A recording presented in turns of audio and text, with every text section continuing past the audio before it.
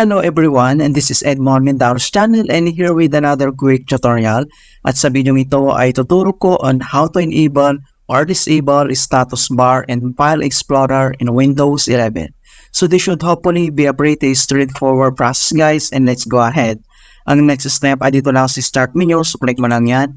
And then dito sa searching bar ay search lang natin yung File Explorer. Alright, so ang next, click mo yung open. So madirect tayo dito sa kanyang File Explorer homepage.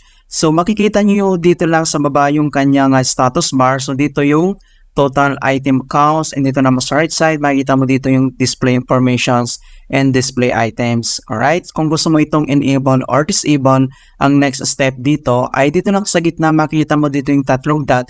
Ito yung tinatawag na see more. So click mo lang yan and then select mo yung option and then pop up itong folder option settings. So ang next, makita mo dito yung general view and search. So iselect mo lang yung view.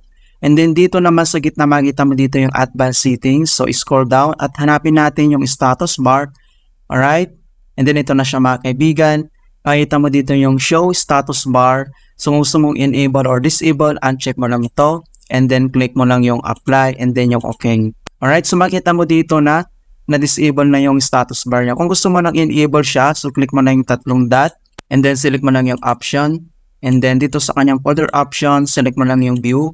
And then dito sa advanced settings, kailangan mo lang itong i-check tong box. So show status bar, click mo yung apply, click mo yung okay.